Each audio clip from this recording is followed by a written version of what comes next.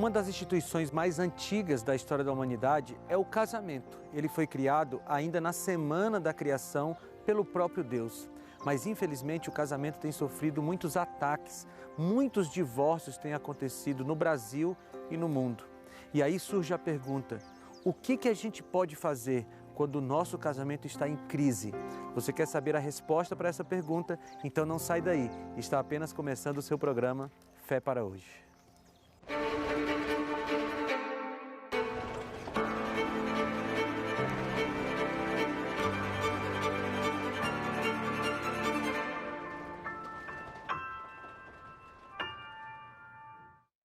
No programa de hoje, nós vamos dar dicas bíblicas para casamentos que estão em crise. E se tem uma dica que faz um casal se tornar cada vez mais unido, é estudar a Bíblia juntos. Então eu quero te dar um presente que vai ajudar vocês nesse processo. É a revista Verdades para o Tempo do Fim. São 16 capítulos, cada um deles um guia de estudo da Bíblia para que vocês possam juntos se aprofundar no texto sagrado. Como é que você faz para ter essa revista?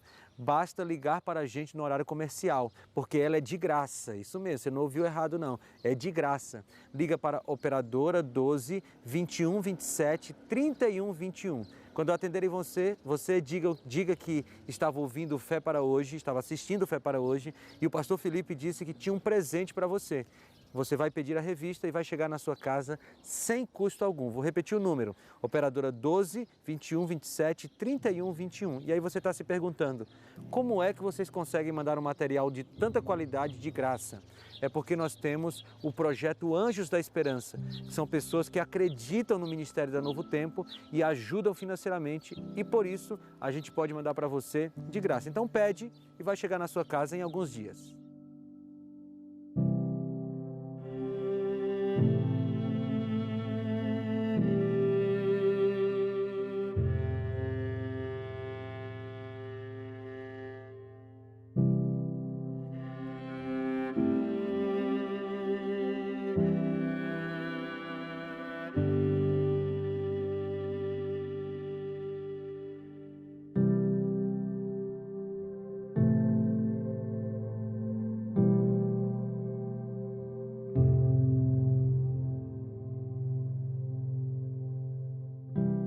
O casamento de Samuel e Karen estava praticamente no fim.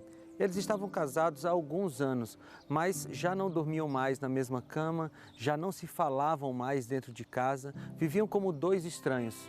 Eles não tinham filhos e, portanto, o silêncio na casa deles era uma coisa que incomodava demais. Eles nem se falavam direito, só o essencial. Mas aquilo incomodava muito ambos e eles queriam lá no íntimo uma solução para aquilo. Em uma manhã, Samuel se vestiu, pegou a chave do carro e saiu sem falar nada para Karen, sem falar para onde ia. Ela não estava muito interessada nele mesmo e não ligou muito, mas ele passou a manhã toda fora de casa. Apesar da frieza do relacionamento, ambos sofriam silenciosamente com aquela situação. Quando eles se casaram, 3 anos antes, eles se amavam muito, mas aos poucos o casamento foi recebendo os golpes corriqueiros do cotidiano e foi se enfraquecendo. Naquela manhã, Samuel havia saído para ir à igreja. Ele estava muito angustiado com a situação do seu casamento e queria algum conforto e também algum direcionamento divino para a situação. No final daquela manhã de sábado, Samuel voltou para casa e ele voltou buzinando muito, ele parecia estar apressado e aquilo intrigou Karen. Ela saiu de casa e perguntou: por que você está buzinando? E ele disse: eu já tenho uma solução para o nosso casamento. Ela não estava muito interessada, pelo menos não aparentemente, embora lá no coração dela ela quisesse solucionar o problema, porque afinal de contas era o seu casamento, era o seu marido. Então, meio desinteressada, ela disse: vamos lá, fala para mim qual é a solução. E Samuel começou a contar que naquela manhã ele foi à igreja. E lá na igreja, durante o sermão, ele ouviu um versículo bíblico de Eclesiastes capítulo 4, que falava de um cordão de 3 dobras. E aí ele disse para Karen o seguinte: olha, a solução para o nosso casamento é um triângulo amoroso. Naquela hora ela deu um pulo. Como assim? Você está ficando louco? Um triângulo amoroso? E aí ele disse assim: calma, deixa eu te explicar. Não estou falando de outra mulher ou de outro homem no nosso casamento. Estou falando de Deus. A mulher, o marido e Deus. E aí Karen e Samuel continuaram aquela conversa por muitas horas. Ele contou todo o sermão que ele ouviu na igreja naquela manhã e começaram a tomar algumas decisões importantes a respeito do seu casamento, que agora seria a três: Karen, Samuel e Deus. As coisas não se resolveram imediatamente, mas aos poucos, com a ajuda de Deus, o casamento deles foi se recuperando. E a história desse casal pode ser também repetida em muitos outros casais que, se colocarem Deus na sua vida, vão ter os seus problemas resolvidos.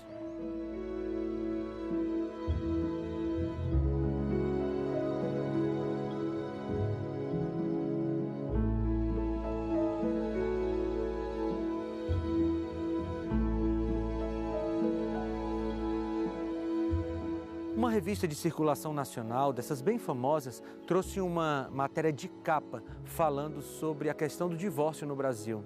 Os números que a revista trazia eram alarmantes e entristecedores. 40 anos após a instituição da lei do divórcio no Brasil, 1 a cada 3 casamentos termina em separação no país. É o que mostram os dados do Instituto Brasileiro de Geografia e Estatística, o IBGE. Um balanço feito com dados do Instituto entre 1984 e 2016 aponta ainda que o número de dissoluções disparou com o passar dos anos. Em 1984, elas representavam cerca de 10% do universo de casamentos, com 93.300 divórcios. Essa correlação saltou para 31,4% em 2016, com 1,1 milhão de matrimônios e 344 mil separações. Apesar de a lei do divórcio vigorar desde 1977, os dados sobre o tema só começaram a ser incluídos nas estatísticas anuais de registro civil na década seguinte. Até aquele ano, o desquite era o dispositivo legal, mas não possibilitava uma nova união formal. O levantamento aponta mais de 7 milhões de dissoluções registradas no país entre 1984 e 2016, ou 580 divórcios por dia, ante 29 milhões de matrimônios. No período, os casamentos subiram 17%, já os divórcios aumentaram 269%. Na prática, o Brasil passou a contar com 3 gerações de casais legalmente separados. Viu como os números são realmente entristecedores? A quantidade de casamentos que estão sendo desfeitos no Brasil e também no mundo causam uma dor no nosso coração. Porque os casamentos não foram feitos para serem acabados, pelo menos não porque cada um foi para um lado. Segundo a Bíblia, o casamento deveria durar até que a morte os separasse. Eu quero voltar com você, o seu pensamento, junto com o meu, para os primeiros capítulos de Gênesis, porque foi lá que Deus estabeleceu os princípios do casamento. Quando ele casou Adão e Eva, ele disse: deixa o homem pai e mãe, se une à sua mulher e os dois se tornarão uma só carne. A ideia de Deus para o casamento é que o casal se unisse e nunca mais se separasse. Em Gênesis também encontramos as 2 instituições criadas por Deus antes da entrada do pecado, o sábado e o casamento. Essas 2 perduram até hoje como válidas e benéficas ao homem. Sobre o casamento, Deus deixa claro o que ele pensa sobre a sua forma e a duração. Ele deve ser monogâmico e heterossexual e deve durar até que a morte o separe. É assim que Gênesis nos apresenta. O casal deve estar unido em seus corpos, em seus interesses e em reciprocidade de afeto. Assim é o plano de Deus para os casais. Inclusive, o Senhor deu várias confirmações da indivisibilidade do casamento. Em Gênesis, por exemplo, lemos: homem e mulher os criou, e os abençoou e chamou o seu nome Adão, no dia em que foram criados. Gênesis 5:2. Perceba que o Adão completo é formado pelo homem e pela mulher juntos. Eu quero ler um texto bíblico com você que está em Marcos capítulo 10, versículo 5. São palavras de Jesus. Diz assim: respondeu Jesus: Moisés escreveu essa lei por causa da dureza do coração de vocês. Se você ler o contexto desse texto, você vai perceber que Jesus está explicando por que Moisés deu autorização de dar cartas de divórcio. porque o coração do homem é tão duro que ele não conseguiria perdoar o seu cônjuge para continuar o casamento. E por causa da dureza do coração, só com a traição conjugal, Moisés abriu uma exceção, logicamente com autorização de Deus. Mas nunca foi o plano de Deus que casamentos acabassem. Mas deixa eu parar um pouquinho aqui e te falar uma coisa. Pode ser que eu esteja falando para você e você já se divorciou. E você está começando a se sentir mal com esse programa. Calma. Deus não deixa de amar pessoas divorciadas. Deus continua amando da mesma forma que Ele amava você quando você estava casado. Infelizmente, os planos de Deus para o seu casamento não se concretizaram, mas, como um grande GPS divino, Deus recalcula rotas e pode colocar você de volta na rota da felicidade. Então, continua conosco. Embora você já seja um divorciado ou uma divorciada, Deus continua amando você e você tem mais coisa a aprender com a Bíblia através do nosso programa.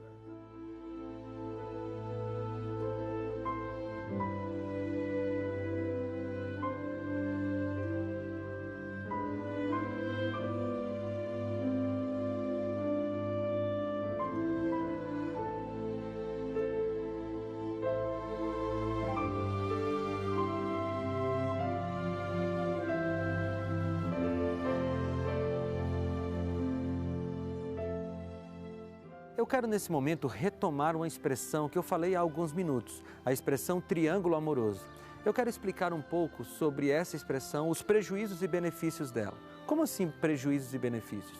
É prejuízo quando essa terceira pessoa do triângulo é outro ser humano, porque nenhum outro ser humano pode interferir no seu casamento. E quando eu falo nenhum outro, é nenhum outro mesmo.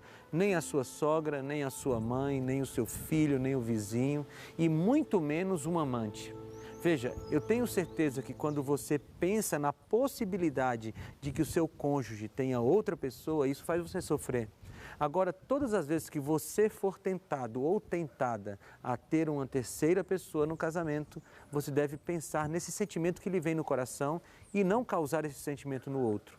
Mas, como eu expliquei também, se a terceira pessoa é Jesus, então os benefícios são extraordinários. Como disse Eclesiastes capítulo 4, é um cordão de 3 dobras. Você, seu cônjuge e Jesus. E dessa forma vai ter saúde emocional e espiritual no seu relacionamento. A figura do cordão de 3 dobras, falada em Eclesiastes, pode ser eficazmente aplicada ao contexto de um casamento. Assim como um fio frágil se torna mais forte quando recebe o reforço de mais 2 entrelaçados a ele, quando o cônjuge se entrelaça com o outro cônjuge e com Deus, eles se tornam mais fortes. O que significa na prática se entrelaçar com Deus? Significa se relacionar com Ele. Vou ilustrar para você entender. Quando você e seu cônjuge eram solteiros e não se conheciam, vocês também não se relacionavam. Um dia, vocês se conheceram e começaram a conversar. Quanto mais vocês conversavam e se conheciam, mais vocês se apaixonavam um pelo outro. Esse conhecimento foi amadurecendo com o tempo e a paixão virou amor. Vocês já estavam tão ligados um ao outro que decidiram ficar juntos para sempre. Então veio o casamento. Com Deus acontece algo semelhante. Quando você não o conhece, não tem vontade de estar com Ele. Mas à medida que você vai conhecendo-o, conversando com Ele, se relacionando com Ele, a relação fica mais íntima e vai crescendo um amor muito forte entre você e Deus. Muito bem, eu falei de uma teoria, você, Deus e o seu cônjuge. Mas como é que isso funciona na prática? Como é que a gente consegue se aproximar de Deus e como é que a gente consegue trazer Deus para dentro do nosso casamento? Bem, a gente precisa ter um relacionamento íntimo com Ele. E isso acontece de maneira coletiva, ou seja, você, seu cônjuge, o restante da família. E isso também deve acontecer de maneira individual. E acontece especialmente através de 2 recursos. O primeiro deles é a oração, o segundo, o estudo da Bíblia. E eu quero falar um pouco agora a respeito da oração. Você tem costume de orar? Você tem costume de falar com Deus? Porque o ato de orar faz você ter intimidade com Ele, sabe? A gente ora muito mais para criar intimidade com Deus do que exatamente para falar para Ele o que tem na nossa vida, porque Ele sabe de tudo. Mas quanto mais a gente conversa com Deus, mais intimidade a gente tem com Ele. E sabe qual é o elemento principal da oração? É a sinceridade. Veja, o que impressiona a Deus não é uma oração cheia de palavras bonitas. O que impressiona a Deus não é uma oração cheia de expressões teológicas. O que impressiona a Deus é uma oração sincera. Então, nesse momento, você pode falar para Deus tudo o que está no seu coração, exatamente como está aí. E a sua oração impressionará o Pai do céu, porque ela foi sincera. Na oração modelo, Jesus nos ensinou a chamar Deus de Pai. Isso se deu porque Jesus queria nos apresentar Deus como alguém interessado em nossa felicidade e sempre disposto a nos ajudar em nossas dificuldades. Quando você para e ora, Deus dá a totalidade da sua atenção para você e sua onipresença dá a Ele essa possibilidade. Depois que você ora, ou seja, fala com Deus, você precisa escutá-lo. E isso acontecerá ao você estudar a Bíblia. Perceba que estou usando a palavra estudar. Não basta apenas ler a Bíblia de maneira apressada e desatenta. É necessário ter um tempo de qualidade para dedicar ao estudo da palavra de Deus, pois é através dela que você receberá os recados do céu. Orando e estudando a Bíblia, você estará conversando com Deus e o amando cada vez mais. Como eu te falei, o primeiro elemento de uma comunhão com Deus, de uma intimidade com Deus, é a oração. O segundo elemento é o estudo da Bíblia. E nós precisamos cada dia mais nos aprofundarmos no texto bíblico. Por quê? Porque quando a gente ora, a gente fala com Deus. E quando a gente estuda a Bíblia, Deus fala conosco. Foi o próprio Jesus que falou em João 5,39. Examinais as Escrituras, porque julgais ter nelas a vida eterna, e são elas mesmas que testificam de mim. Ou seja, quando a gente estuda a palavra de Deus, nós estamos conhecendo cada vez mais a figura de Jesus, a pessoa de Cristo. Estamos criando intimidade com Ele. E é dessa forma que o nosso casamento passa a ser um triângulo amoroso com Cristo. Quando a gente ora, estuda a Bíblia, Jesus faz parte do nosso relacionamento.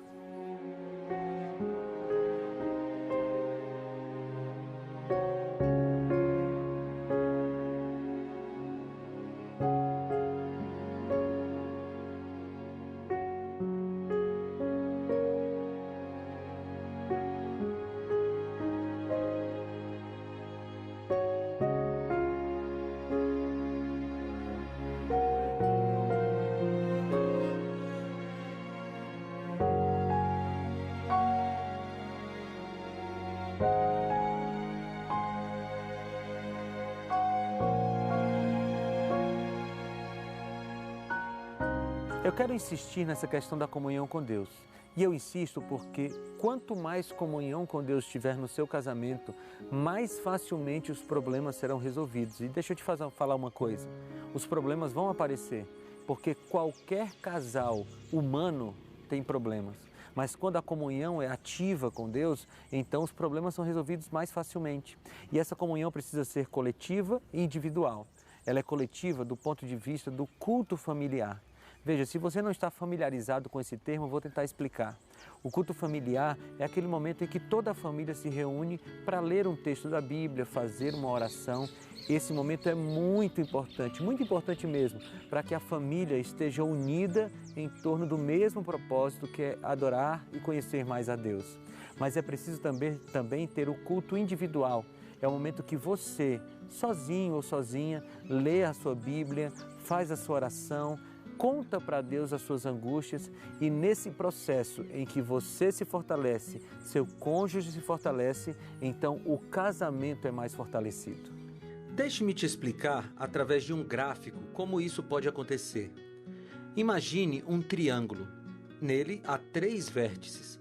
Cada um desses vértices representa um elemento desse relacionamento entre você, seu cônjuge e Deus. Imagine que no vértice de cima está Deus e nos 2 vértices de baixo estão você e seu cônjuge. Agora veja essa imagem. Quanto mais próximos de Deus cada um de vocês estiverem, mais próximo um do outro estarão. Conseguiu perceber?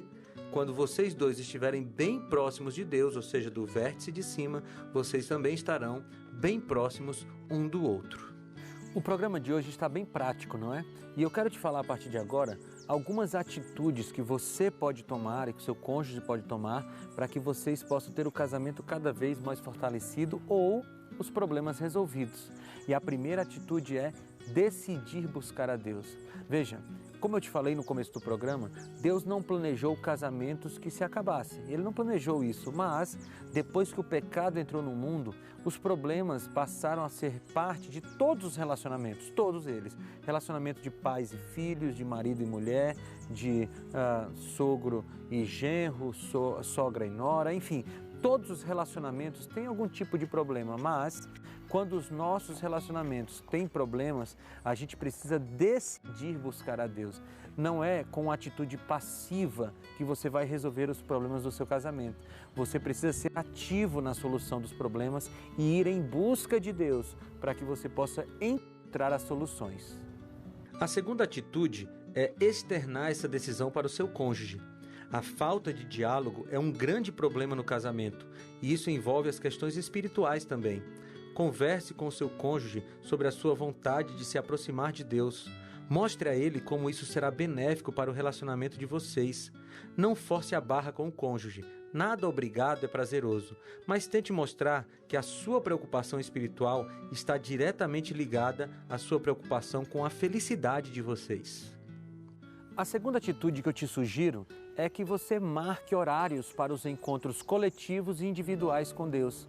Sabe, aquele horário no qual toda a família vai se reunir para adorar a Deus. É um momento curto, não precisa ser um culto gigantesco. Você pode fazer em 5 minutos, a tua família lê a Bíblia, faz uma oração e depois sai cada um para a sua atividade. Marque horário também para a sua comunhão pessoal. Sabe, uma agenda de comunhão com Deus. Parece uma coisa muito forçada, eu vou marcar a hora com Deus. Não é para Deus isso, é para você, para que você possa organizar a sua cabeça, organizar os horários da casa. Então diga, olha, a nossa família vai se reunir para fazer uma oração e ler a Bíblia às 9 da noite, às 10 da noite, não sei qual é o melhor horário para a sua família. E você também pode dizer, eu vou marcar aqui na minha agenda, marcar no meu celular, que às 7 horas da manhã eu vou ter ali uns 15, 20, 30 minutos, não sei, com Deus. Mas é importante que isso seja programado para que você possa ter um condicionamento espiritual e então se aproximar mais de Deus. A quarta atitude é orar. Dedique tempo à oração. Você pode separar um caderno no qual escreverá cartas para Deus. Elas serão as suas orações. Abra o coração a Jesus. Leia livros sobre oração. Busque aprender mais sobre essa disciplina espiritual tão importante. Mas no final das contas, o mais importante é orar cada vez mais. Eu já te falei da importância do estudo da Bíblia, né? Mas agora, nesse ponto, eu quero te falar de algumas dicas práticas de estudo da Bíblia. Como é que a gente pode estudar a Bíblia? Tem vários métodos. Um deles, por exemplo, é ler um capítulo por dia. Você pode começar em Gênesis, por exemplo, e todo dia ler um capítulo da Bíblia. Veja, você não vai gastar mais que 10 minutos, 15 minutos do seu dia se o capítulo for muito grande. A maioria dos capítulos da Bíblia são lidos em 5, 6 minutos, porque eles são capítulos pequenos. Tem outro método, você pode estudar também temático, fazer um estudo temático da Bíblia. Então você pega ali uma concordância bíblica, você pega algum tipo de recurso e vai estudar sobre amor na Bíblia. Você pode usar até a internet para isso. Você joga lá nessas Bíblias online que existem por aí, a palavra amor. E aí você vai passando por todos os textos bíblicos que falam desse tema. Você pode colocar casamento ou qualquer outro tema. É um estudo temático. Você pode estudar a Bíblia também por biografias. Então, essa semana eu vou estudar a vida de José. Na outra semana eu vou estudar a vida de Elias. É um estudo biográfico da Bíblia. Enfim, existem diversos métodos para você estudar a Bíblia. O importante é que você, o cônjuge, a sua família entrem em contato com o texto sagrado. A última atitude é repetir os passos anteriores. Repita esses 5 passos todos os dias pelo resto da sua vida. Dessa forma, seu casamento se fortalecerá a cada dia e estará apto para ser um casamento realmente feliz. Nós estamos chegando no final desse programa e esse é um programa muito especial para mim. Por que eu escolhi falar sobre dicas bíblicas para um casamento em crise? É porque o meu casamento já esteve em crise.